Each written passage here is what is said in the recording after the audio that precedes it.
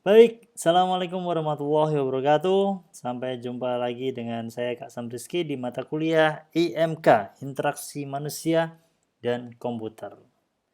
Baik, di pertemuan kali ini kita akan membahas tentang input, output, dan interaction. Dan di sini materinya simple-simple aja dan kita lebih enjoy aja. Nanti kita akan bahas apa itu input, output, dan juga interaction gitu ya.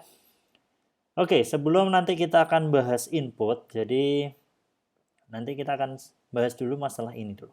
Jadi ada komponen IMK tadi, kenapa sih kok ada input, output, dan juga interaction.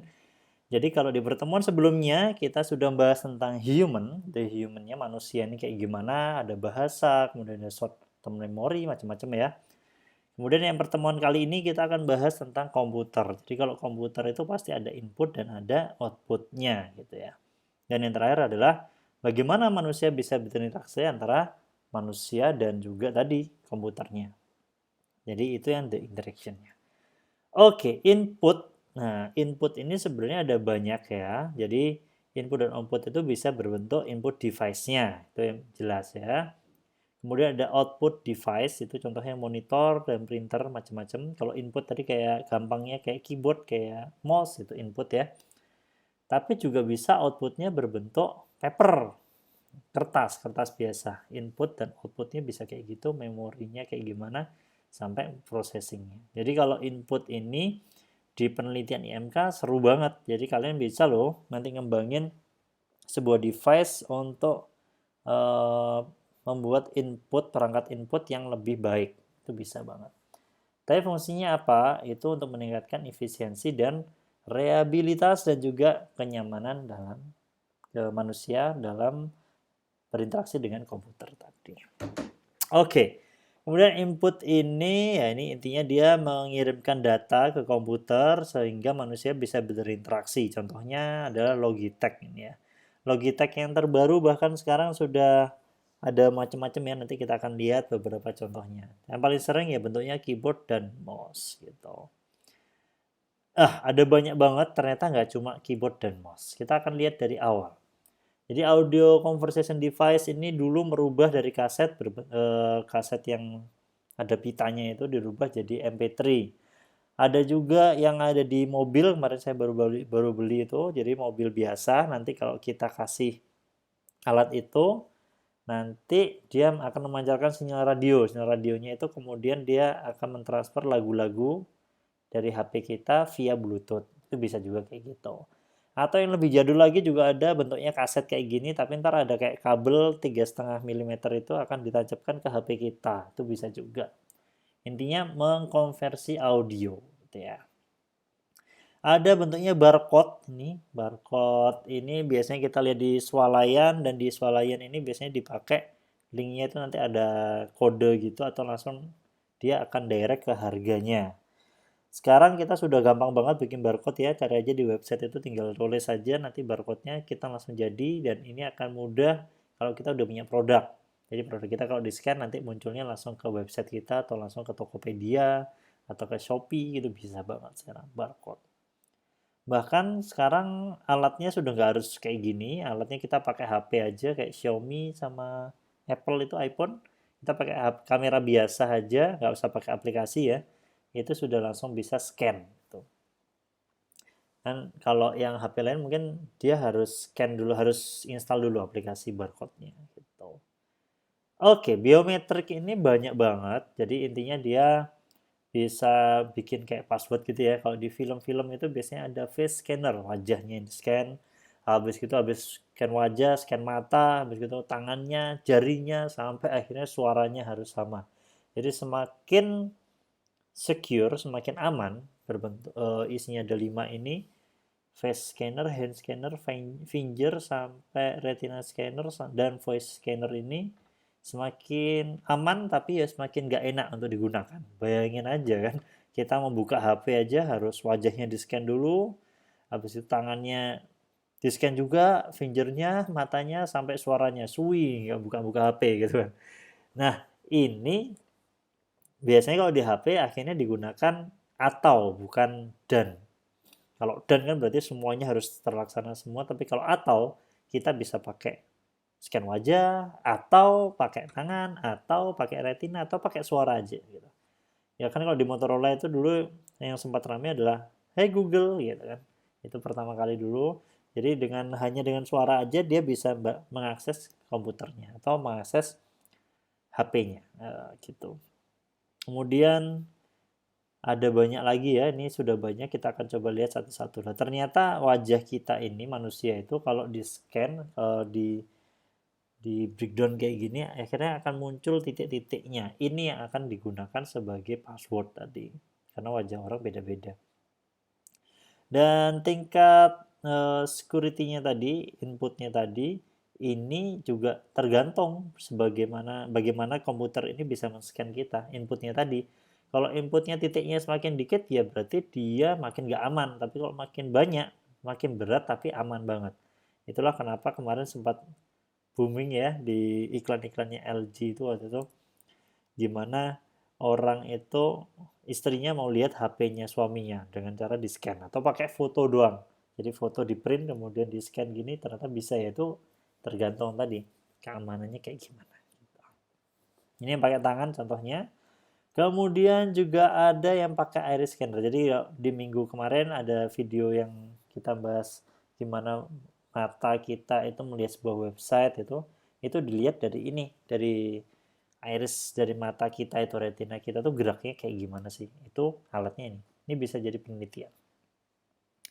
Kemudian juga bisa dari audio scanner gitu. Oke, ini sekarang lebih rame lagi, bahkan kalau kita males nulis, mungkin yang bagi mau skripsi nanti males nulisnya tinggal baca buku biasa, dibaca, nanti komputer atau Android kalian sudah bisa langsung berubah jadi teks gitu. Dicoba aja nanti di HP kita tuh sudah ada kayak gambar mic, itu dipencet gitu aja nanti sudah langsung berupa teks. Di Windows juga ada, di Mac juga ada. Silahkan dicoba. Selanjutnya ada bisnis card reader. Ini sudah banyak ya, di Amikom sudah keren, kita sudah absensi pakai ini. Tapi ingat, semua input tadi itu pasti ada kelemahan dan kekurangannya. Termasuk ini, card reader ini tadi. Kalau di Amikom karena makin keren orang-orangnya, mahasiswanya makin kreatif, yang ada namanya TA, titip absen. Wes. Ini saya berantas kalau di kelas saya ya. Pasti saya cek satu-satu. Oke. Jadi sebenarnya bukan masalah teknologinya yang trouble, tapi yang trouble adalah dari manusianya ini. Jadi masing-masing input ini, alat-alat ini punya perbedaan yang bermacam-macam. Oke, contohnya ini, kelebihannya dari digital kamera atau camcorder ini. Dulu nih booming banget, tapi sekarang sudah mulai ditinggalkan gara-gara ada smartphone kita. Bahkan HP kita sekarang sudah bisa merekam video sampai 4K gitu kan. Kemudian bahkan sekarang sudah mulai banyak yang membandingkan antara hasil dari DSLR yang full frame Canon atau Sony itu dibandingin sama iPhone X, iPhone 11 gitu.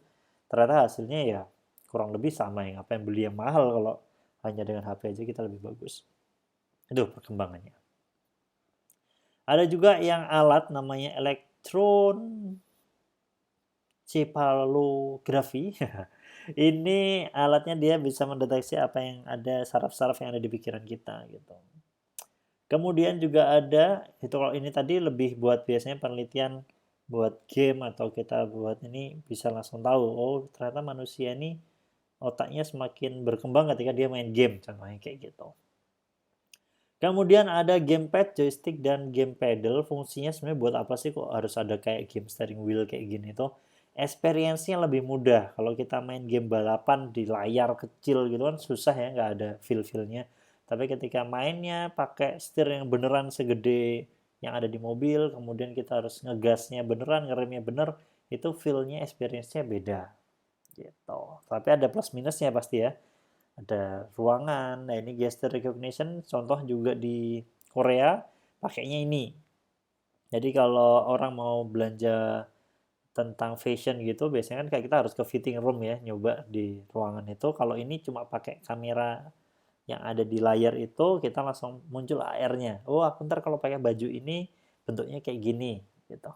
Penampilannya ini sudah gesture recognition. Kalau biasanya kalau foto pakai tangan itu gesture recognition juga.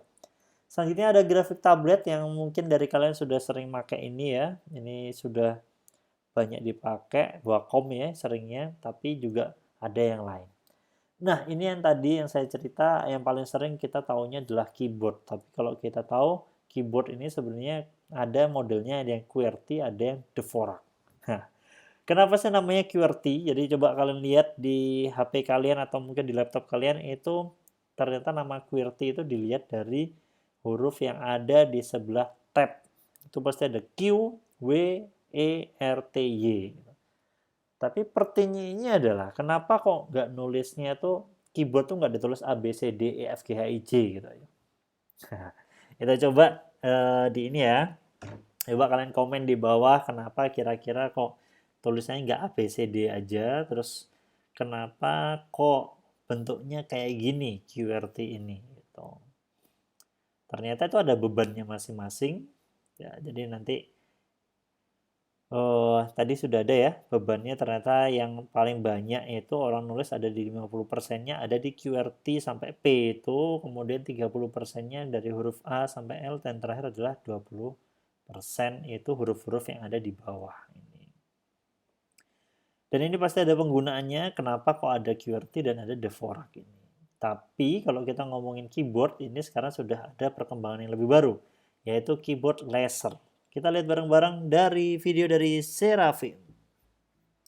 Oke, jadi dia pakai laser. Dan bentuknya ini kayak alien-alien gitu ya, kotak gitu.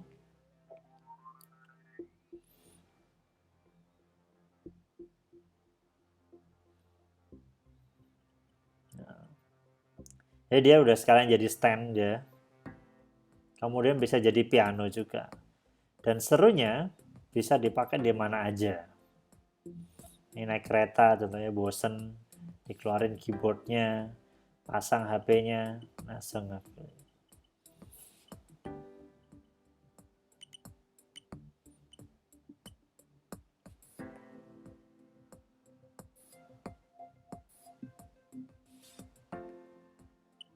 Nah, di cafe, kalau kalian pengen kelihatan kayak orang freak, yang orang aneh itu pakai ini.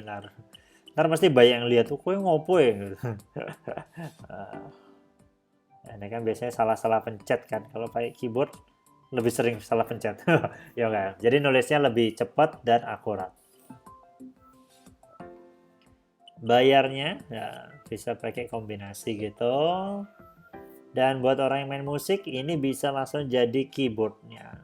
Keyboard ini ya, piano.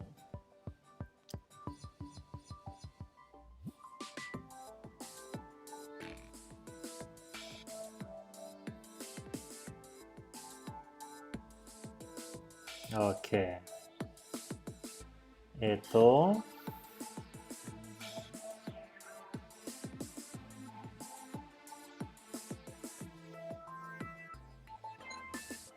Kemudian yang seru adalah karena ini bentuknya adalah software, jadi dia bisa multiple language tergantung penggunanya.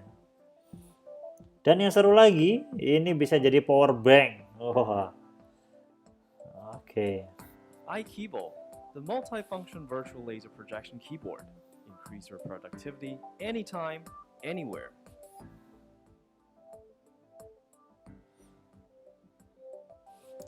Nah, dulu saya tahu ini udah lama banget sebenarnya. Dan dulu kalau mau beli kita harus lewat Amazon, susah banget. Tapi sekarang semenjak ada Tokopedia, Shopee itu gampang banget. Jadi kalau teman-teman mau beli sudah bisa didapatkan dengan mudah gitu ya. iKeyboard Seraphim. Kita masih ngomongin input device, ternyata ada banyak banget. Ini magnetic card reader ini biasanya kalau di hotel kita biasanya membuka pintu pakai ini juga gitu. Atau kita mau bayar tol, sekarang itu bisa pakai kartu NFC itu kan. Dan lagi-lagi sekarang pakai HP udah enak banget, nggak perlu pakai kartunya, tinggal pakai HP yang ada NFC-nya bisa bayar gitu. Dan lagi booming sekarang ada Samsung Pay dan juga ada Apple Pay yang rencana mau masuk Indonesia. Itu sudah bisa buat ngecek yang kartu tol e-tolnya itu bisa dicek dari HP sekarang. Oke, ini perkembangannya ternyata dengan HP ini bisa merubah banyak hal, banyak device, banyak kartu, banyak input yang akhirnya dijadiin jadi satu device tadi. Ini Magnetic Ink Character Recognition, ini OCR ya, lebih banyak dikenal dengan OCR. Gimana caranya merubah tulisan tangan, merubah jadi tulisan berupa teks yang ada di komputer. Ini sekarang pakai HP aja udah bisa. Alatnya nggak usah segede ini. Kemudian mouse juga sama. Sekarang mouse yang kayak Logitech yang punya saya, kemarin saya baru beli itu, mouse-nya ada dua. Jadi dua connection, dua cara. Yang pertama dia pakai dongle kayak warna biru itu kan biasanya harus dikonekin ke komputer. Tapi satu lagi di mouse-nya itu sudah ada Bluetooth-nya sendiri. Jadi dia bisa connect langsung ke dua device, yang satu ke komputer, yang satu ke laptop gitu. Itu bisa tinggal nanti diklik ada switch-nya. Oke, mouse ada banyak banget mulai dari yang tipis, kemudian kalau mouse buat gamer beda lagi ya. Dia lebih banyak lagi kustomisasinya. Bahkan ada Logitech Flow itu kita bisa ngopi dari satu PC ke PC lain tanpa flash disk, tinggal di copy paste kayak copy paste biasa itu udah bisa. Itu dengan Logitech Flow. Itu penelitian kalau di softwarenya. Kalau hardwarenya juga bisa diteliti lagi. Gimana kalau mouse ini bentuknya tak berubah jadi kayak pulpen? Bisa juga. Ini contohnya. Kemudian ada ini kalau kita lagi ujian TOEFL atau lagi ujian SMA kemarin itu ngoreksinya nggak satu-satu tapi pakai alat ini optical mark reader. Karena siji-siji suwi ya. Yang terakhir adalah stylus. Ini paling ramai itu sebenarnya punyanya Samsung di Galaxy itu, Galaxy Note. Kemudian dia juga sekarang di tab-nya ada pakai stylusnya. Apple juga baru ngeluarin Apple Pencil yang kedua, generasi kedua. Nah, fungsinya apa sih sebenarnya? Stylus ini juga ada kelemahannya sebenarnya. Kelemahannya tuh gampang hilang. Cuma kelebihannya dia lebih presisi gitu. Jadi buat orang-orang yang desainer lebih enakan pakai stylus ini. Tapi selain mouse dan keyboard, ada lagi alat yang namanya Surface Dial. Ini baru dikeluarkan oleh Microsoft. Kita lihat bareng-bareng apa yang bisa dilakukan dengan Surface Dial. Oke. Jadi ini bawaan dari Surface Studio. Nah, kita lihat bareng-bareng. Dia bisa ngapain? Yang pertama bisa menavigasi, bisa zoom in, zoom out ya. Kemudian selain itu bisa juga merubah warna. Jadi warnanya nggak usah klik-klik, tinggal diputar aja, bisa berubah jadi warna yang kita inginkan. Kemudian brushnya bisa lebih tebal, lebih tipis, itu hanya pakai dialnya tadi. Bisa undo, redo, oh ternyata tadi ada salah, bisa juga. Kemudian kalau buat animasi, bisa mengontrol timelinenya, maju mundur, pakai dial ini. Atau di press kemudian di hold, ditahan gitu, switch mode. Kalau di produk desain, software product design itu bisa menavigasi sectionnya.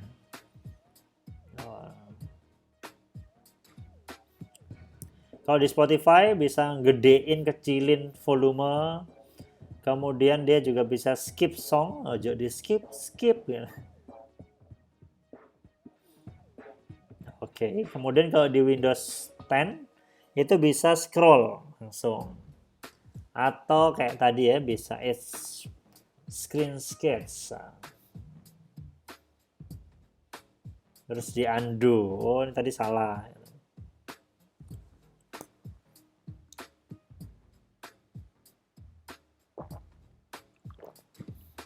Nah, cuma sayangnya baru bisa untuk Surface Book dan Surface Pro 4. Gitu. Tapi mungkin kedepannya bakal semua laptop bisa pakai ini. Gitu ya. Oke, itu kemudian masih ngomongin input, bisa scanner juga. Scanner ini dulu alatnya segede ini. Sekarang kalau kita beli printer sudah ada scannernya mayoritas ya. Kemudian pakai HP aja scannernya sudah bagus, dia bisa tahu edge to edge-nya, bisa di scan, bisa tahu. Tapi tetap scanner yang spesialis kayak gini, inputnya itu akan bisa di DPI-nya bisa kita atur semakin detail biasanya. Touchscreen yang sudah booming gara-gara Android ini ya. Kemudian biasanya kalau touchscreen aja nggak cukup, kadang kita butuh koneksi ke monitor atau ke proyektor, nah ini pakai alatnya. Kemudian masih ngomongin input, ini virtual reality, jadi biasanya sekarang tentara-tentara itu latihannya langsung pakai virtual reality ini, inputnya di situ, pakai kacamatanya langsung. Webcam juga ini masih ngomong input dan ini biasanya ada di atas layar ya kalau di laptop, tapi ini juga punya kelemahan. Kemarin sempat ramai ternyata banyak yang orang itu bisa mengaktifkan webnya, mengaktifkan webcamnya tanpa diketahui pemiliknya. Akhirnya banyak data-data yang bocor. Contoh orang lagi makan atau mungkin lagi mandi, webcamnya nggak dimatiin, akhirnya atau malah dihack sama hacker, jadinya bisa dicuri datanya gitu. Untuk itu sekarang kalau HP-HP laptop-laptop yang baru, webcam ini kayak di Lenovo, di bagian atas layar webcamnya itu ada kontrolnya. Jadi dia bisa di close, bisa dibuka gitu. Kemudian kalau di Huawei D15 itu webcamnya nggak di atas gini, tapi ada di keyboardnya. Jadi kalau dipencet dia baru muncul kameranya. Itu kenapa? Untuk melindungi privasi pengguna. Oke, kemudian ini contoh sama kayak tadi ya. Oke, kemudian dah ini kenapa kok sampai keyboard aja sampai penelitiannya ada banyak banget. Itu ternyata kecepatan tadi. Bisa nggak sih kecepatan dan ketepatannya, kalau dulu kenapa kok sampai keyboardnya BlackBerry itu jadi booming? Ya karena ngetiknya lebih mudah gitu kan. Tapi Nokia dia masih pakai hal yang numerik yang biasa, phonepad itu. Nah, coba mungkin kapan-kapan kalian bisa bikin lomba 17 Agustusan sama anak-anak gitu. Ntar lombanya pakai 3 jenis. Yang satu pakai keyboard kayak BlackBerry, kemudian yang satu pakai kayak Nokia gini, yang satunya pakai keyboard yang ada di Android. Lebih cepat mana? Pakai swipe atau pakai ini? Itu, uji ketepatan di keyboard. Nah, yang menarik adalah kenapa kok di telepon sama kalkulator tuh beda. Dicolokannya di listrik itu juga pencetannya beda. Itu lebih kayak telepon ya. Di ATM juga beda. Kenapa nggak kita buat sama aja 1, 2, 3, 4, 5, 6?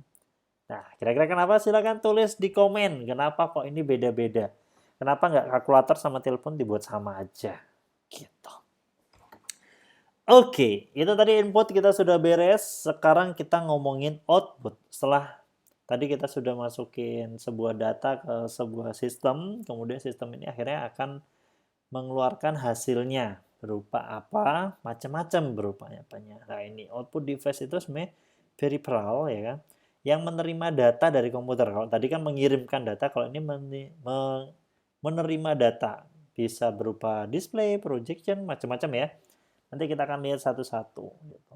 Atau berbentuk kertas. Ini yang lagi rame bentuknya 3D printer. Ini biasanya pakainya kayak melamin gitu, kayak plastik. Tapi sekarang lagi baru di develop itu 3D printer, tapi nanti keluarnya langsung besi atau aluminium. Wah, itu dipakai buat industri. Bahkan kemarin saya lihat di YouTube itu sudah ada orang bikin rumah hanya dengan 3D printer. Nah loh, coba kalian pikirin lagi apa lagi yang bisa dibikin dengan 3D printer. Itu, dan 3D printer sekarang harganya murah ya. Kemudian yang lagi booming sekarang juga layarnya layar yang tipis, bahkan sekarang sudah bezel-less. Ini bezelnya masih tebel ya. Sekarang monitor-monitor yang baru, TV-TV yang baru sudah tipis banget. Bahkan komputer juga akhirnya ngefek kayak gitu. Bezel-less. Kemudian GPS juga sama, ini merupakan output dari sebuah komputer. Kalau dulu alatnya biasanya ini dipasang di mobil, tapi kalau sekarang di Android pakai Google Map aja udah bisa. Gitu. Bahkan Google Map lebih lengkap karena bisa langsung tahu orang-orang sekarang sudah daftar usahanya ada di mana, daftarnya ke Google semua. Bahkan kalau di Waze itu kita bisa aplikasi Waze itu malah sudah langsung bisa cerita, oh di sini ada cegatan, di sini ada kecelakaan, jadi jangan lewat situ. Itu lebih mudah GPS-nya. Headphone ini perkembangannya sekarang nggak cuma kayak gini aja bentuknya, tapi sudah ada TWS, True Wireless. Ah itu TWS, yo pemenang lupa saya. Oke, TWS ini headset yang kayak gini, tapi nggak ada kabelnya. Jadi itu biasanya ada alatnya gitu, tek dimasukin situ, dia akan ngecas. Kalau diambil dia otomatis ngecas. Saya ada di rumah, tapi nggak saya bawa sekarang gitu ya. Dan kayak gitu kurang lebihnya headphone yang sekarang, bahkan sudah bisa mendeteksi yang kanan dan kiri yang mana. Bahkan kemarin di AirPods Pro itu sudah bisa bentuknya 3D surround gitu ya. Jadi suaranya langsung dari depan atau dari belakang itu langsung kelihatan. Dan monitor sudah berubah banget, dulu tabung itu udah kayak keren banget, sekarang ya minimal harus tipis gitu dan bezel-less. Nah, gimana kalau kita pengennya yang bisa di-adjust, bisa diatur? Itulah akhirnya muncullah Surface Studio 2. Kita lihat bareng-bareng gimana produknya Microsoft yang terbaru.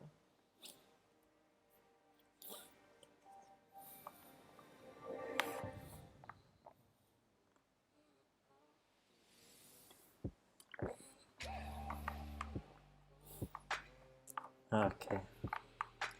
Jadi dia bentuknya kayak iMac gitu. Ini kalau di MSV udah ada deh kayaknya. Desainnya jadi dia bisa pakai pensil, bisa pakai mouse, bisa pakai keyboard, bisa pakai dial yang tadi. Dan yang keren ada engselnya.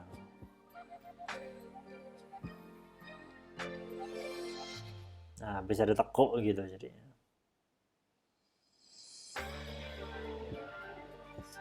Nah, ini ada dialnya yang tadi ya. Ada Surface Pen. Bisa buat ngegame langsung. Pakai inputnya udah jelas ya. Ini outputnya pakai layar nih.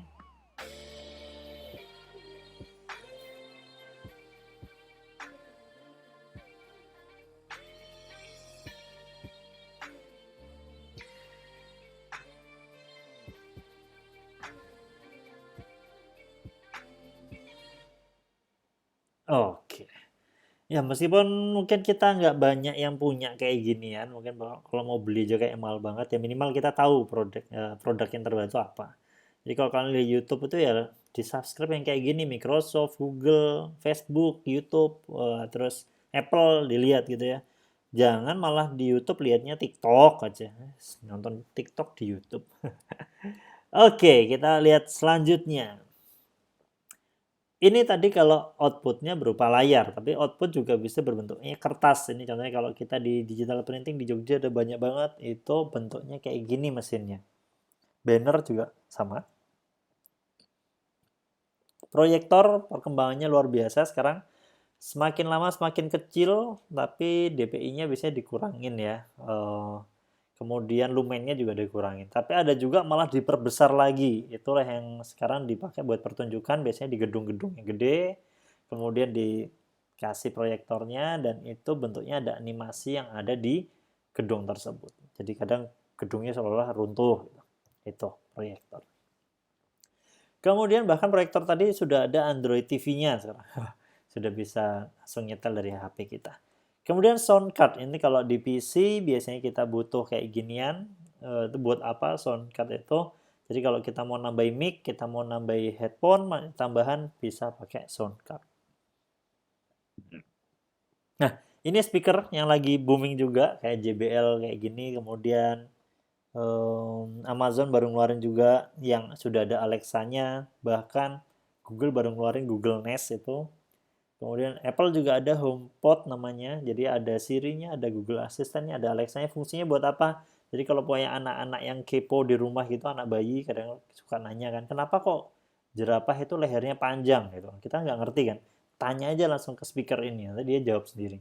Atau buat teman-teman yang jomblo, belinya kayak ginian, speaker yang ada AI-nya, AI-nya ya. Jadi kayak, hello Google, gitu.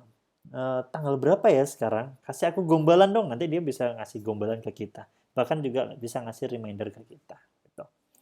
Tadi audio, tapi selain itu juga ada video card sama ini kayak VGA-nya. Mungkin kalau kita mau ke layar yang lebih banyak, kita pakai video card ini.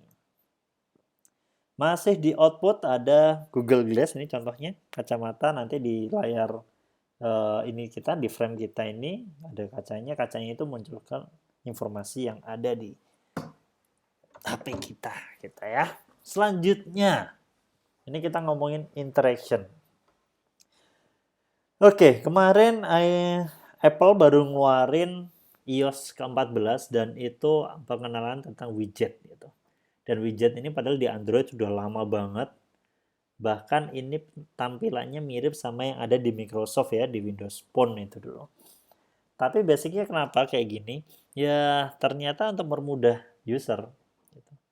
Jadi kalau kalian yang punya Samsung yang baru-baru kayak sekarang itu udah pakai Samsung One UI. Bahkan Xiaomi yang ini mau launching ini MIUI 12 itu dia mirip banget sama Apple dan dia mirip sama Samsungnya One UI gitu.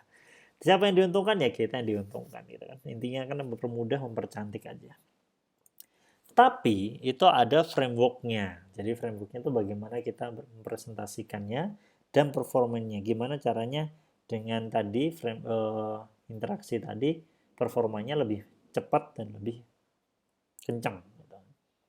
Tapi itu akan melewati input dan output tadi kan. Kemudian ada tesnya, ada yang mau dikerjain itu apa. Oke, kita akan bahas satu-satu aja. Contoh, kalau kita mau jadi reporter, pengennya cepat ditulis, tapi kita karena suka pergi ke tempat yang jauh, yang susah bawa laptop, jadinya gimana dong caranya, gitu kan?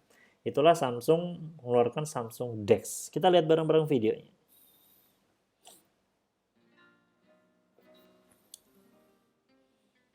Nah, jadi dia ngerjain di rumah, kemudian itu langsung ada di HP-nya. Alatnya kecil gitu. Kemudian dia pergi, nulis langsung di situ, nulis lagi di laptop, di komputer, dia tinggal ke warnet, pinjem layarnya tok sama keyboard dan mouse.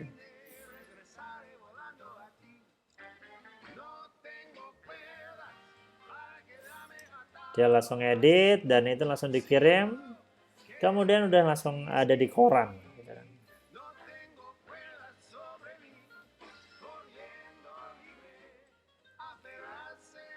Alatnya coba bulat gitu, besoknya udah langsung jadi di koran.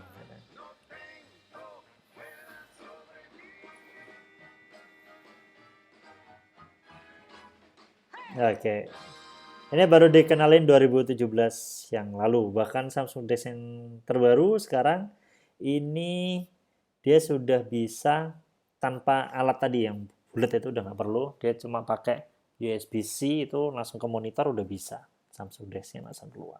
Gitu. Nah, kalau kita mau penelitian yang paling penting adalah ini. Ada masalah nggak sih sebenarnya? Jadi kan kita penelitian itu untuk menyelesaikan masalah. Apalagi menyelesaikan masalah tanpa masalah. Wah, ini pegadaian lagi. Oke, itu sebenarnya masalahnya ada di mana? Di produknya atau di user experience-nya. Kemudian kalau sudah, baru kita improve. Gitu. Kemudian, kenapa kok ada masalah itu? Masalahnya ada di manusianya atau di komputernya contohnya. Kemudian, tujuannya apa dari kita mendesain ide tadi? Terus, hasilnya apa kira-kira? Kemudian kalau kita bikin user experience yang baru, apakah ini bisa merubah banyak hal atau malah cuma dikit atau malah mempersulit? Contohnya kayak gini, dulu kalau sekarang kita lihatnya Microsoft Excel ya kayak gini ya, enak banget, gampang dipahamin, kemudian interaktif. Padahal kalau di dalamnya tuh kayak gini. Dulu zamannya masih MS-DOS tuh kayak gini, kalau kita mau bikin Excel tuh ribet banget bikin tabel. Nah, tapi tujuannya adalah mempermudah tadi gitu kan. Nah, interaksi itu ada 4 macam. Yang pertama berbentuk instructing. Oke, kita akan nanti lihat kayak gimana instructing ini. Kemudian ada conversing dan manipulating dan ada exploring. Kita akan lihat bareng-bareng ya.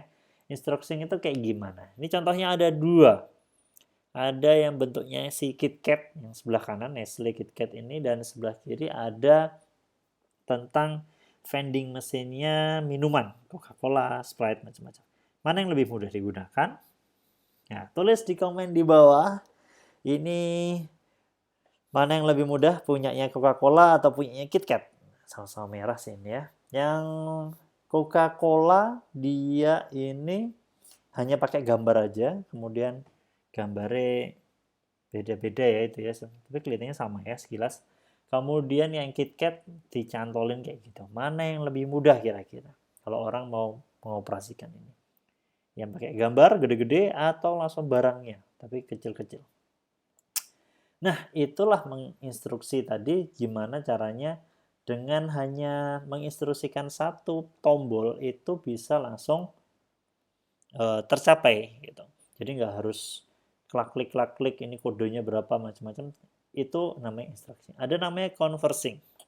Conversing ini ya gampangannya adalah kayak kita WhatsApp, Telegram. Kenapa sih orang-orang kemarin sempat ramai di Telegram?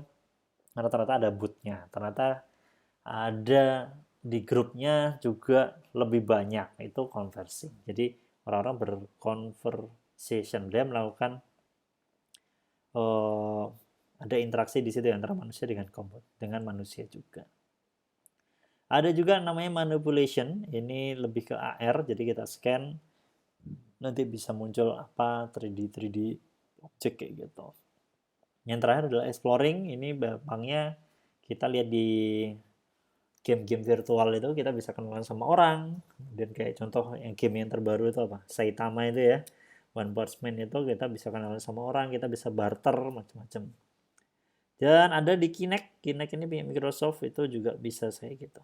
Dia kenalan dengan dia berinteraksi dengan badannya, dengan tangannya, dengan kepalanya. Di di Nintendo Switch juga ada namanya Ring Fit itu buat olahraga juga macam-macam. Tapi intinya kalau kita mau mendesain barang yang bagus itu yang pertama harus easy, gampang, nyenengin gitu loh. Kita pakai itu jadi having fun gitu. Kemudian itu harus mirip dengan objek yang sudah ada sekarang. Contoh kayak kita tadi game balapan, ya kita bikin input yang mirip dengan objek yang beneran yang sering kita pakai. Dan hanya butuh satu aksi. Jadi kayak tadi kalau ngegas ya tinggal ngegas saja, nggak usah harus dipencet tombol AB baru digas, itu kan ribet. Kalau ini ngegas aja. Contoh kayak gitu. Nah, ini contoh kalau kita bikin sebuah aplikasi untuk musik gitu kan. Itu juga harusnya dibuat sama. Contoh kalau mau bikin gitar ya kalau bisa ininya sama kayak gitar. Kemudian kalau kita mau bikin piano ya layoutnya sama kayak piano yang biasanya gitu. Itulah yang dilakukan di aplikasi GarageBand yang ini gratis kalau kalian punya iPhone, iPad, dan di Mac itu langsung gratis. Tapi ini kita akan lihat ada namanya Apple Girl, dia dari Korea. Dia memaksimalkan dia bikin lagu hanya dengan iPad. Kita lihat bareng-bareng, jadi nggak perlu pakai studio ya. 안녕하세요. 감사합니다. Oke. Ini dia Apple Girl ini semuanya produknya pakai Apple dia. Oke, dia ngomong apa itu kira-kira? Oh, aku ingin duwe loro jare. Oh iya, oke Mbak, lanjut aja Mbak, langsung Mbak. Gitar, oke, gitar. Dia main gitar juga. Oke. 감사합니다. Susan. Nah, ini dia contohnya dia nyeting ketukannya dulu. Kemudian ditambah lagi dengan organ. Kemudian di save, setelah di save nanti ditambah lagi dengan alat musik yang lain. Tapi alatnya sama ya, kayak bass ya kayak bass yang sama. Itu biar lebih mudah gitu. Setelah semuanya, kemudian ditambah aja. Ini template drum udah langsung ada di GarageBand itu. Nah, ditambah dengan piano. Oke, musiknya sudah mulai kedengaran. Oke. Nanti kalian bisa lihat di YouTube-nya langsung Apple Girl ya. Sampai rekaman dia nggak perlu studio, langsung dari iPad-nya. Oke, ini udah mulai. Dia rekaman suaranya. Oke, terus semuanya tangan di atas semuanya. Oke. Nah, ini ecek-eceknya pakai iPhone. Jadi nanti kalian bisa coba ke bis gitu. Ecek-ecek pakai iPhone. Orang yang mau ngasih bingung. Ini kasih 1.000 apa kasih 1 juta ini. Pengamennya wis kaya kayak gini. Oke. Semuanya.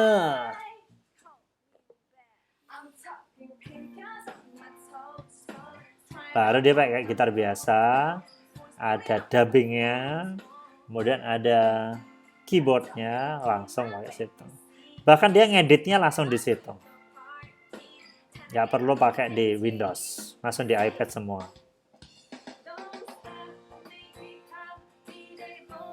Oke. Nah. Jadi bisa lebih produktif harapannya ya. Nah, ini ngeditnya juga sudah dipaskan dengan touchscreen. Nggak pakai mouse. Gitu.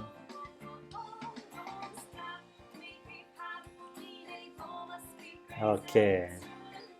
Dan ini sebenarnya komunitasnya ada di Jogja sudah ada. Mereka main musik hanya pakai iPad doang.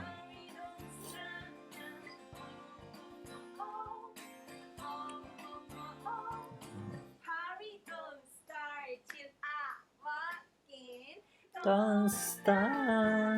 Oke.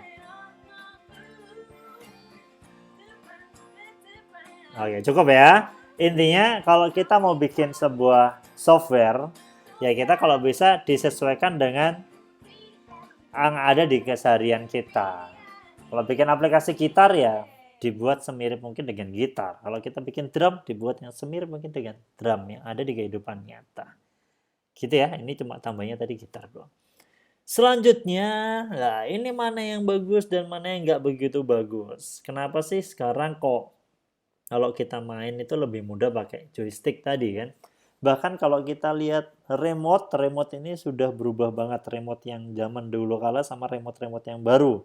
Kalau kalian punya Apple TV, kalian punya Mi TV, Xiaomi TV yang harga berapa kemarin saya beli? 2 jutaan itu, tuh keyboardnya, tombolnya hanya dikit banget. Nggak sebanyak remote yang ada di TV-TV yang lama. Gitu ya. Nah, tapi ada batasannya. Desain constraint itu adalah batasannya. Batasannya siapa? Ya, kita harus tahu usernya siapa sih. Terus apa aktivitasnya dan bagaimana interaksi itu dilakukan. Apakah itu di luar rumah atau di dalam rumah. Itu ngefek ya. Tapi objektifnya sama. Bagaimana caranya kita menyatukan aktivitasnya dan kebutuhannya itu biar seimbang. Itu aja sih. Desainnya biar oke. Goalnya dari interaction design itu bisa membuat produk yang bisa digunakan. Usable product dan yang jelas ini harus menyelesaikan kebutuhan dasar dari pengguna. Gitu ya. Prosesnya, nah ini kalau kalian belajar EMK ini secara serius nih, bisa ngapain sih kalian gitu.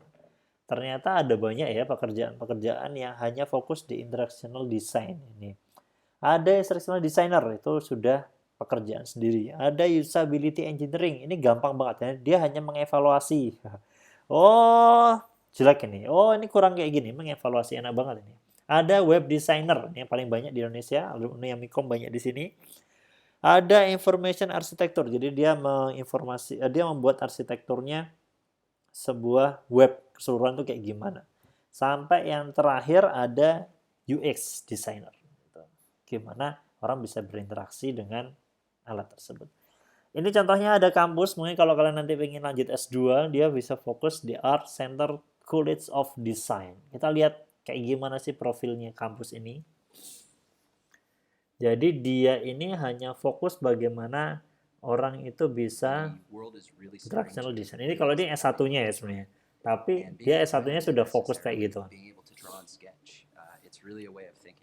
It's a way of doing research and it's a process. Interaction design is a focus on methods that some of the other departments, they bring that in too, but it's not the starting point for their thinking. Interaction designers design across a real broad range of platforms from Jadi luas banget sebenarnya. Bisa di HP, bisa di tab, bisa langsung di monitor yang gede. You've got to really tap into the user and put yourself in their shoes is the best way to design. In designing with, I think, user empathy is definitely the most important thing. We're trying to create intuition in our users within seconds. So things need to look like they're draggable. Things need to look like they're big enough to press, that they're important, that they can do what you think they should do. To treat interaction design as its own discipline. Jadi emang ini gabungan antara orang desain, orang psikolog juga masuk di situ juga. Some of those are the core questions of interaction designers. What we can do in terms of the little ways we can make life better for people is to make products that really speak to needs that they don't even know that they have. Just the same way as you learn to Nah, dia mulai dari sketsa, kemudian nanti akhirnya mulai coding sampai akhirnya bikin prototipenya langsung di situ. Nah, kalian nanti tugas UTS-nya kayak gini ya. Kalian langsung bikin sebuah prototipe dari sketching sampai nanti jadi prototipe. And seeing what they might stumble on, and then reiterating, and then keep doing that over and over again. But then the great thing is too, it really gives you a community where you can try new things. I say, if you come away from this class and you've created something that looks good but doesn't solve a real problem, you'll fail this class. So my class is all about teaching students how to really think about users, challenge their own assumptions, and really be critical of themselves. they teach you to think outside the box when you Jadi don't have to think outside yang the paling box. penting itu adalah bagaimana kita bisa menyelesaikan masalah. You're Jadi always desain one kalian step ahead. sebagus apapun desainnya, sekeren apapun itu, tapi kalau nggak nyelesain masalah, ya berarti kalian gagal. Nah, ini contoh kalau bikin masakan kayak gimana, bikin game gimana. Senior students in interaction design are just taking their first set of internships now. It's been really exciting to see that they've gone to NASA, they've gone to some of the larger companies like Google and Facebook and Microsoft. We also have students who are creating their own companies based on their own products and their own service ideas. We don't know what the future beholds in interactive design. The student base are going to direct that. Art Center is one of the pioneer schools to actually teach this degree, and I just want to be part of that. There's a huge future. It's not going away, and it's only getting more exciting every day. Oke, ini tapi arahnya lebih ke art ya, bukan ke IT-nya sebenarnya. Ini sayangnya sih, ketika kita mau lanjut, contoh kemarin saya mau lanjut S3, itu kalau di Australia itu nanti masuknya, ini dia, masuknya bukan di komputer, bukan di fakultas komputer, tapi fakultasnya komunikasi gitu. Jadi kalian kalau mau lanjut S2 atau S3 nanti harus pintar-pintar dilihat ini masuknya nanti kemana nih, kan sayang kan kalau degree kita kita udah punya gelar tapi gelarnya ternyata nggak linear dengan ilmu kita gitu ya. Tapi intinya ini menarik banget, hanya dengan IMK aja kalian bisa banyak banget yang bisa digali. Proses interaction design ini ada banyak ya, gampang sebenarnya, mulai dari requirement-nya apa, kebutuhannya apa, kemudian nggak bisa ada satu masalah itu langsung selesai gitu aja, nggak bisa. Tapi kalian harus bikin alternatifnya. Habis alternatif harus langsung dibikin prototipenya dan dievaluasi gitu ya. Itulah kenapa sih kok Angry Birds tuh kemarin begitu booming dan sukses, karena gamenya simple, user experience-nya tuh gampang banget gitu kan. Tinggal tarik, itu kan modelnya kayak ketapel ya, kayak di kehidupan sehari-hari kita tinggal ketapel. Jadi orang nggak perlu mikir belajar 2 kali untuk main gamenya. Nah, karakteristiknya kayak gimana? Yang pertama, ya penggunanya tadi kita ajak untuk proses development-nya. Kita minimal kita tanya lah, kalau kayak gini gimana? Bagus nggak? Ini kalau kayak tadi, contohnya tadi yang Angry Bird, kalau ini ditarik ke tapel, bagusan ditarik ke tapel atau modelnya tembak. Jadi kalau ketapel kan ada rumusnya tuh, jadi melengkung gitu. Tapi kalau ditembak kan dia cuma lurus gitu toh. Itu kita melibatkan calon penggunanya. Kemudian kalau spesifik itu goal-nya harus jelas. Gitu. Dan itu harus didokumentasikan ya, langsung ditulis. Ini goal-nya apa, masalahnya apa, kemudian solusinya apa, sampai output-nya kayak gimana. Yang terakhir adalah iteration. Iteration itu diulang-ulang terus. Oh ternyata saya pakai produk yang prototipe yang awal gagal, yang kedua gagal, ketiga gagal, sampai 10 gagal juga. Terus gimana Pak? Coba yang ke-11. Terus coba sampai akhirnya dia, kalaupun sudah sukses, ternyata prototipe ketiga aja udah oke nih.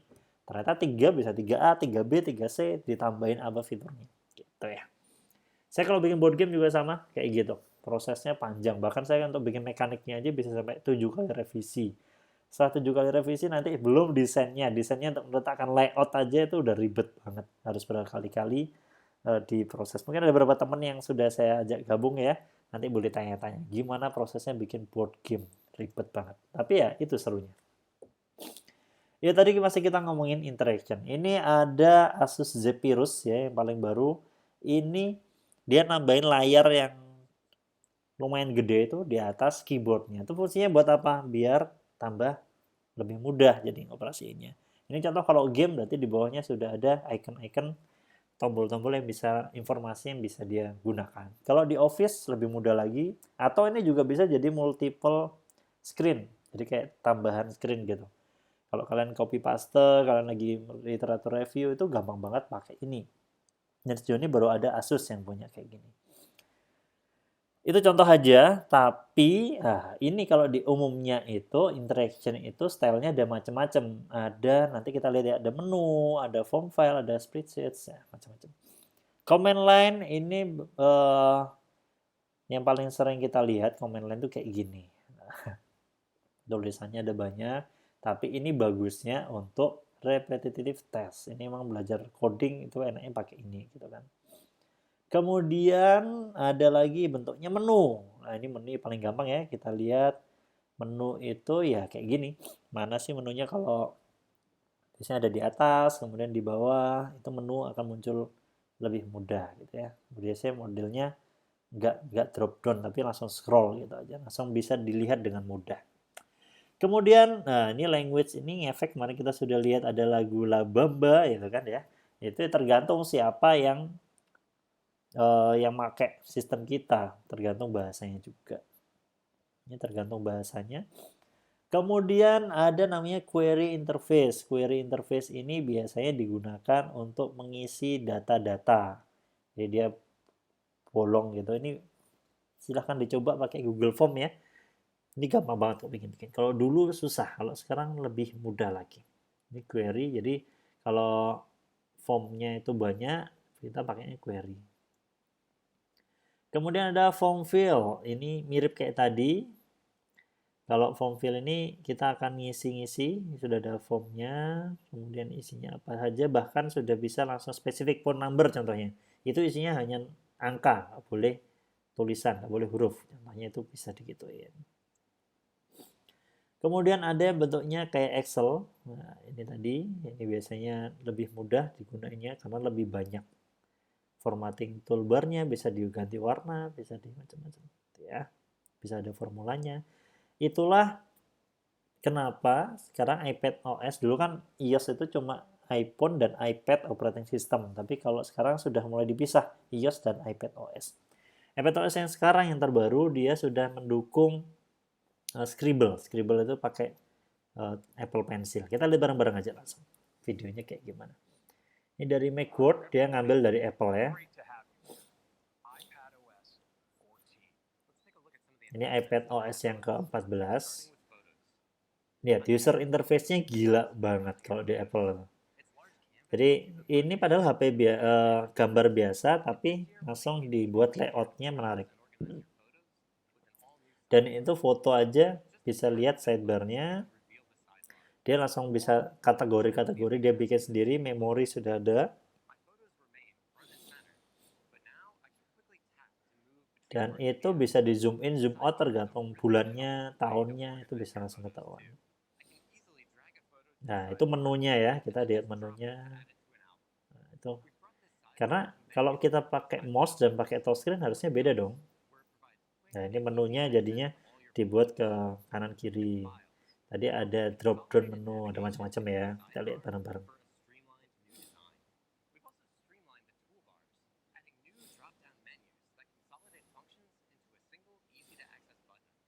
Nah, kalau ditahan kayak gimana, view-nya gimana. Nah, bisa ngurutin yang dari besar ke kecil. Nah, ini kalau ngeluarin aplikasi yang lain, tinggal di swipe dari bawah. Nah, Finder-nya.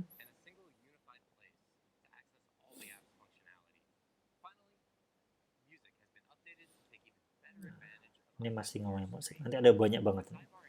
Kita lihat satu-satu. Ini musiknya juga sama. Sekarang semua di iOS 14, iPad OS 14, semua ada sidebar-nya di samping. Menunya dari situ.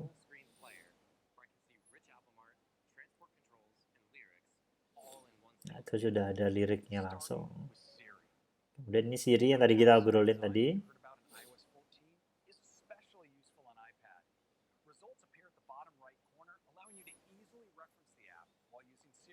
Siri ini kayak Google Assistant punya yang ada di Android ya.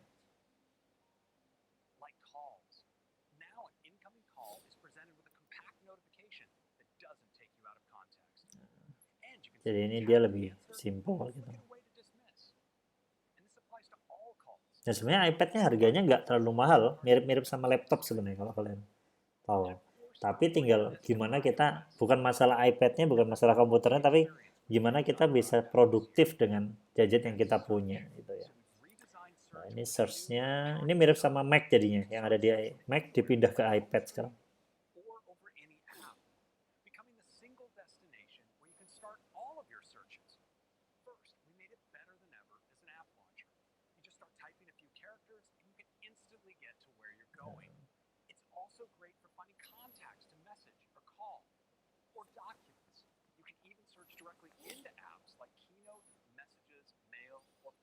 Jadi search-nya bisa langsung ke foto, bisa langsung ke kontak, bisa langsung ke aplikasi-aplikasi tertentu, dan langsung ke website. Ini kalau di Windows ada di sebelah kiri bawah itu ya. Dia sudah bentuknya kayak gitu. Yang pengen saya tunjukin yang Scribble, nanti kita lihat ya. Oke.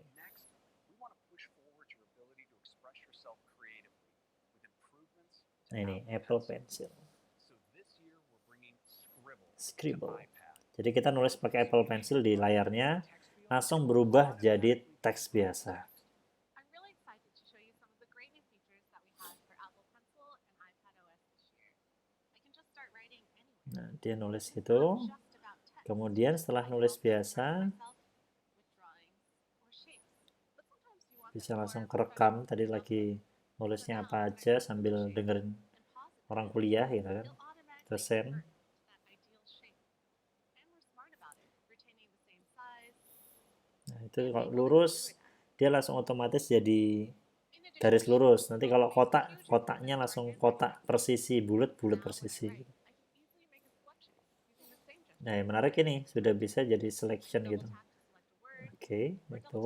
Kemudian, Thanks to our advanced on-device machine learning, you'll notice how we can select the handwriting while avoiding the drawings nearby. Now that I have the selection, I can easily change nah the itu bisa color. langsung diganti warnanya, It's also perfectly easy. bisa diturunin. Jadi lebih mudah banget. Let's say you want to search for edit symbols in Safari. Use the Nah, scribble langsung and ditulis write di directly into situ. the text field. And it automatically gets converted to type text. It also works in any text field. So I can easily add a new reminder to my shared Langsung reminders list with my ditulis. husband. And then I can use Scribble to write new, and then light fixture in Chinese. You'll notice how Scribble recognizes both English and Chinese. in the Bisa same langsung line. bahasa We can automatically yang decide berbeda. what to write. Bisa Cina, bahasa Phone Inggris numbers, itu. so I can make a phone call. Or addresses, Nah, so I can itu look up directions. tulisannya bisa langsung We can use map, these features bisa together langsung to ke do even telepon, more bisa handwriting. gitu juga. Let's say I wanted to use my handwriting in another app. I can easily select what I want, tap the new copy as text from the callout bar, Bisa di copy and then paste tulisannya, it into an app like Pages. kemudian langsung And di it's paste jadi automatically tulisan converted to biasa. type text. Gila. Oke, itu iPad OS yang ke-14. Oke, kita lihat ya, ini tadi ngomongin masih yang ada di interaction design itu mayoritas tadi ada menu, ada macam-macam. Ini banyak banget yang bisa kalian gali. Oke, ini contoh aja, iPad OS. Kemudian ada point and click interaction interface. Bagaimana kita kadang klik sekali, klik dua kali gitu. Kemudian ada klik kanannya harus pakai 2 tab. Ini contohnya. Kalau diklik kayak gini. Tapi yang sekarang karena bentuknya sudah touchscreen semua, ya harusnya interface-nya berubah dong. Beda dengan yang ada di tadi di mouse gitu ya. Ini contoh-contohnya sudah berubah banyak. Ada kalau di Windows itu namanya WIMP. W-nya itu Windows, I-nya itu icons, menu, dan pointer. Karena kalau di Windows fokusnya lebih ke pointer ya, ke klik tadi. Tapi semua itu akan berubah gara-gara ada touchscreen sekarang. Nah, ini penelitian yang harus kalian lakukan sebenarnya, WIMP tadi. Karena ini kan mayoritas masih ada di PC nih, ada di laptop. Nah, kalau di HP yang dengan layar sekecil itu gimana dong? Atau dengan tab iPad beda dong harusnya. Iconnya juga sama, bagaimana icon ini bisa berubah banyak hal. Dulu warnanya kayak gini, sekarang semua berubah jadi flat design. Kita lihat bareng-bareng nanti ya contoh-contohnya. Menunya gimana? Menu juga ngefek, problemnya itu screen-nya jadinya ketutup. Nah, sekarang gimana ketika ini bisa kelihatan jadinya ada pop-up menu. Itu hanya akan muncul ketika dibutuhkan aja. Kemudian menunya juga banyak ya, ada pull down menu, ada drop down menu, fold down menu. Tadi kita sudah lihat contoh di iPad tadi, tinggal diklik baru muncul menunya gitu ya. Nah, kalau di desktop gimana? Ini masih ngomongin Apple, tadi kita sudah ngomongin Microsoft udah, Samsung udah. Sekarang kita ngomongin Apple. Kalau di Apple itu ada namanya, tadi kan kita ngomongin iPad ya, iPhone tadi sudah lihat gambarnya sekilas. Sekarang kalau di Mac kayak gimana? Mac ini juga berubah semua, namanya Mac Big Sur, baru mau launching akhir tahun ini. Kita lihat bareng-bareng gimana perubahan drastis dari yang kayak tadi, yang tulisan putih ini tadi. Nah, ini kan punya Mac ya ini. Dari Mac yang kayak gini berubah dari Mac yang terbaru kayak sekarang. Oke, kita tonton bareng-bareng Mac OS Big Sur dari Apple. Our goal was to bring even more clarity to the design of the software while retaining the Mac's powerful capability and ease of use. We started with the simplest of elements, from the shape of a corner radius, Dari buttons and buttons and controls, bentuk simpelnya, buttonnya, dia otak-atik semuanya, symbols to the Mac. simbolnya lebih simple dan konsisten. Kan? Jadi orang lihat gambar itu udah langsung paham. Are used to create hierarchy. Nah, hierarkinya untuk ini tadi biar dia bisa, nah itu kita lihat. We've reduced visual complexity to keep the focus on users' content. Buttons and controls appear when you need them. Button and controlnya bisa langsung kelihatan. There's a new way to access Dan itu langsung kayak ke highlight gitu dia. and a unified space for notifications and widgets. Jadi ini sekarang dibalik yang ada di iPad Sounds dibawa ke Mac. Jadi dia sekarang digabungin lagi. and more refined. We wanted consistency throughout the ecosystem, so users can move fluidly between their Apple devices. But we also Ini wanted that icon-icon yang ada di iPad dipindah ke distinct look and Mac feel. sekarang. So we retain many of the highly crafted details and the playful elements that make Mac icons unique. This OS reflects an important history. It's familiar, but it's also entirely new. in Control every centernya detail. juga ada, widgetnya sekarang ada di We love the Mac juga. It's the tool we use to make all the products that we put out into the world. And Mac OS Big Sur is where it starts. Ya, ini saya masih nunggu update dan sampai sekarang belum muncul ya. Mudah-mudahan dalam waktu dekat sudah bisa dirasakan. Oke. Kemudian ini tadi sudah kita lihat yang Microsoft Dial, Pie menu ini juga bentuknya kayak gini ya. Ini penelitian juga HCI semua tadi kalau kita lihat semuanya. Pop up menu sama tadi kalau diklik kayak kalian lihat di Gojek, di Tokopedia kalau diklik baru muncul menunya. Ini contoh-contoh aja. Ada menu ekstra kalau diklik dia baru muncul lagi ke kanannya, notepad, kalkulator app-nya, open with itu namanya menu ekstra.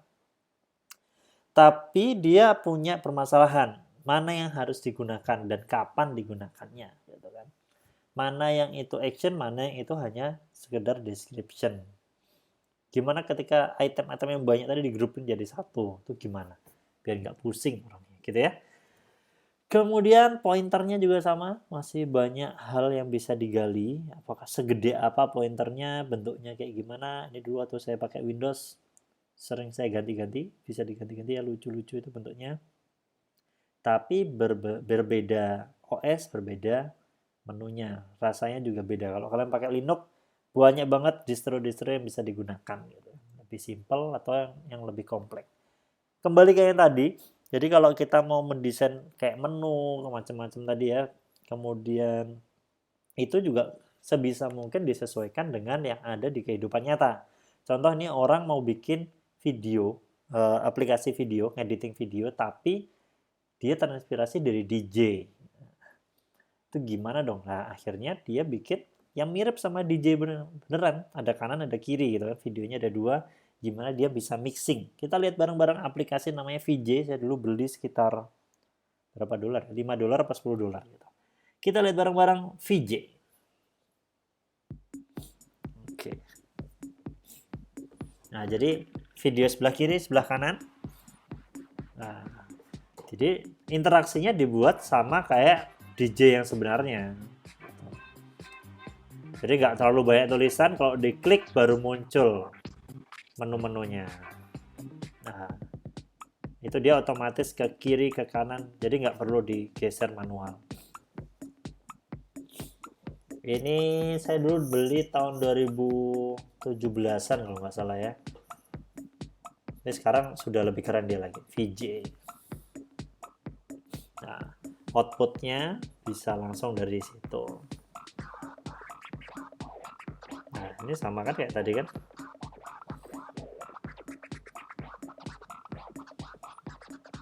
Oke. Itu contoh usability dalam aplikasi ya. Interface-nya kayak gimana kita lihat. Dan ini nanti di UTS-nya saya jelasin dulu sekilas aja. Nanti kalian akan membuat sketsa, kemudian bikin wireframe, kemudian di mockup, dan akhirnya bikin prototype. Bisa bentuknya input devices, atau alat yang untuk outputnya juga boleh. Atau malah bikin sebuah website, atau buat aplikasi, atau bikin game pun nggak ada masalah. Yang jelas harus ada masalah yang utama yang mau diselesaikan, kemudian produk kalian kayak gimana, dan outputnya emang harus menyelesaikan masalah yang kalian angkat gitu. Oke, ini sketsa itu kalian membuat ide dulu. Setelah membuat sketsa baru didetailkan dalam bentuk wireframe, dan yang terakhir bikin mockup. Gitu. Mockup itu sampelnya ya. Ini contohnya wireframe kayak gini. Kalian bisa tulis aja gambar-gambarnya kayak gimana. Tadi mockup tadi yang pertama tadi kan sketsa pakai tulisan tangan aja, diketak di gambar-gambar, kemudian baru dirapikan. Ada banyak aplikasi yang kalian pakai Corel pun bisa, pakai. Kalau di website itu ada apa? Prototype.io, ada banyak ya. Nanti kalian silahkan cari aja, ada banyak. Baru bikin mockupnya. Mockupnya ini bisa pakai Photoshop, pakai Adobe Illustrator, atau mau pakai Corel lagi boleh. Bahkan pakai PowerPoint bisa kok. Ini ya.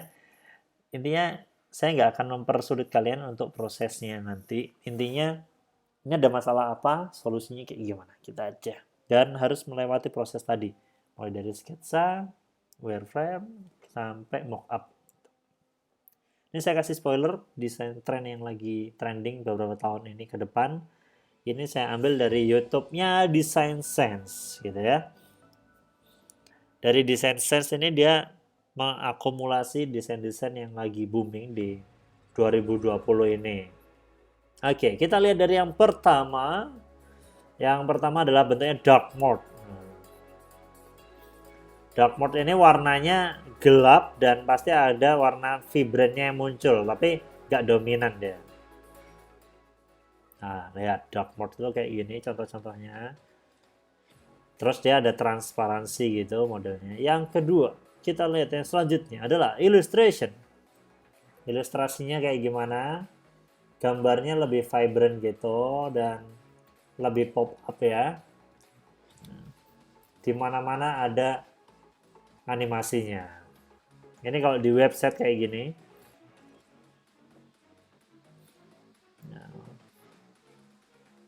Ini di website juga masih sama.